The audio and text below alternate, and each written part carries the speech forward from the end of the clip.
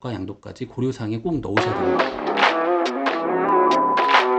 네, 안녕하세요. 무교점 세무를 안내해드리는 노텍스TV입니다. 1순위의 양도세 중과 배제에 따라 부담부 증여까지도 고려해 보시라고 약 2주 전 영상에서 말씀을 드렸는데요. 그때 이제 포인트가 23년부터는 시가 인정액이라는 개념이 도입되기 때문에 증여를 고려하신다면 22년 연내를 고려하시라고 말씀드린 거고요. 취득세 쪽과 그 부담부 증여의 양도소득세 측면이었습니다. 그리고 또 하나, 중과 배제가 되면 특수관계지간 저가양도를 고려해 보실 수 있습니다. 보통 1세대 1주택 비과세나 일시적 2주택인 경우에는 이 효과를 극대화할 수 있었고, 다주택자의 경우 저가양도라 해도 시가 기준으로 양도가액이 되기 때문에 양도세 중과까지 이제 돼버리고 마는데요. 이게 중과 배제가 되면 이야기는 좀 달라집니다. 자녀분께서 소득 및 자금 조달 여력이 되시면 저가양도까지 고려사항에 꼭 넣으셔야 됩니다. 즉 양도소득세 중과 완화가 되면 일반적인 매매, 증여 및 부담부증여, 저가양도까지 같이 놓고 고민을 하셔야 합니다. 그 사례를 통해서 제가 말씀을 드리겠습니다. 오늘 이제 주제이죠. 저가양도 골든타임입니다. 양도세가 이제 중과 완화가 되면 저가양도까지도 고려사항에 넣으셔야 돼요. 이제 부모님 예를 들어보겠습니다. 부모님이 이제 꼬마 빌딩, 주택, 아파트 이렇게 갖고 있어요.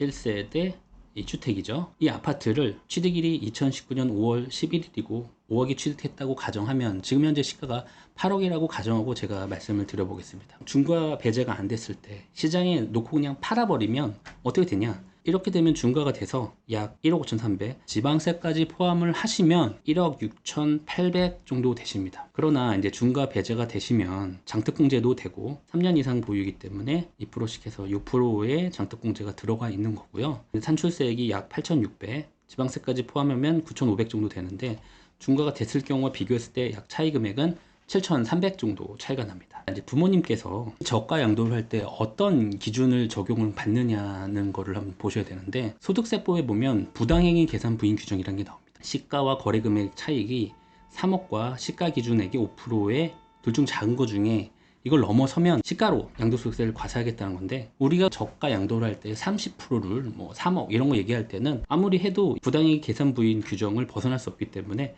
그냥 어떻게 판단하시면 되냐면, 기준금액 초과는 이미 될 거고요. 시가 기준으로 양도세를 계산하겠다. 이렇게 기억을 하시면 됩니다.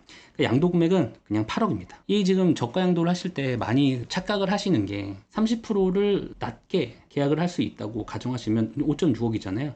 이게 이제 양도금액이 되시는 줄 알고 5.6억을 양도금액으로 하고 취득금액이 5니까 양도차익이 6천만 원이라고 알고 와 되게 신박하다라고 알고 계시는데, 그건 아니고 저가 양도를 할 때는 시가 기준으로 양도소득세 금액 계산을 한다. 그렇기 때문에 저가 양도를 한다고 해도 제3자에게 팔 때랑 차이가 없다는 걸 아셔야 됩니다. 단 이제 저가 양도를 하시면 취득하는 자는 자녀라고 가정을 하면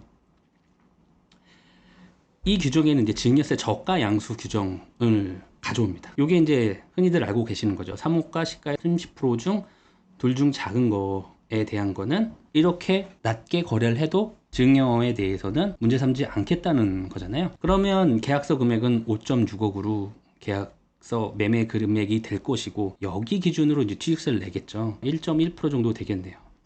자, 5억일 경우에는 둘 중 작은 것까지만 증여로 보지 않겠다 했기 때문에 8억에서 2.4억을 빼면 5.6억이잖아요. 근데 5억을 만약에 계약서 금액으로 한다. 그러면 약 6천만 원은 증여재산이 되고 5천원 공제한다고 해도 증여세가 한 100만 원 정도는 나오겠네요. 그리고 일반 매매이기 때문에 저가양도도 자금 조달 계획서를 주의해서 작성하셔야 됩니다. 요약을 다시 해보겠습니다. 부모님의 입장과 자녀분의 입장에서 하나씩 좀 살펴볼게요. 양도세 측면에서 보면은 이제 부모님은 중과 완화가 언제 되는지, 양도 차익을 얼마로 할 건지에 대한 것도 고민을 하셔야 돼요. 아파트 같은 경우는 매매 사례가액을 많이 참조를 하시는데, 적극적으로 감정평가사를 활용하셔서 감정가액을 조금 활용하시는 것도 이제 제안을 드리겠습니다. 감정평가사가 자기 멋대로 감정평가 보고서를 이렇게 만드는 건 아니고 관련 법률에 따라 만드는데, 감정평가사에 약간의 주관적인 걸 넣어서 좀 낮게 할 수 있는 여지가 좀 있다. 그렇게 좀 아시면 되고, 꼭 세대분리, 동일 세대에서는 이 효과를 극대화시킬 수 없습니다. 그렇기 때문에 세대분리 하셔야 되고, 그렇기 때문에 제가 아까 초반에도 말씀드렸다시피 자금 여력과 소득 요건이 되시는 세대분리를 하셨을 때 이 효과를 좀 가져가실 수 있으세요. 그리고 증여세는 3억과 시가의 30% 둘 중 작은 것까지만 이 증여 규정을 적용하는 거고, 이걸 넘어서면 증여세 과세 대상이기 때문에 그걸 좀 고려하셔야 됩니다. 그리고 이제 시가 기준 산정일은 언제를 볼 것이냐. 소득세가 적용되는 부모님의 양도소득세 영역에서는 계약일 기준으로 시가를 산정하셔야 되고, 자녀 증여에 관련된 거는 등기 접수나 잔금 청산일. 계약으로 말씀드리자면 이 부모님은 계약 체결일이고요.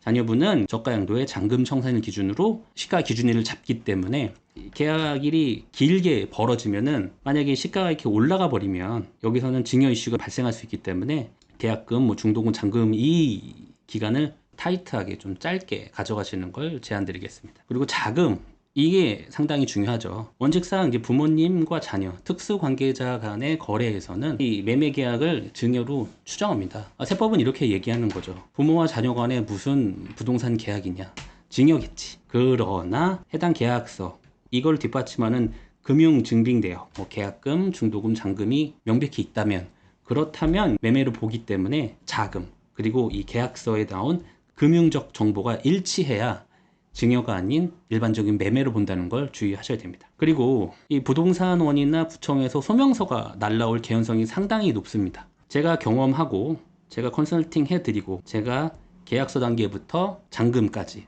다 양도소득세 계산, 소명 관련된 거, 그리고 취득 관련된 것부터 세팅 다 해드릴 때 다 소명서가 99% 나왔습니다. 이게 저가양도잖아요. 구청이나 부동산원은 저가양도를 맨 처음에 의심하는 게 아니라 다운계약을 의심합니다. 그렇기 때문에 100이면 100 소명서가 날라올 것이다.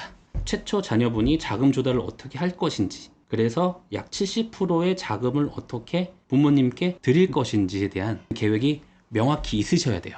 그래야 소명서가 날라왔을 때 대응이 가능합니다.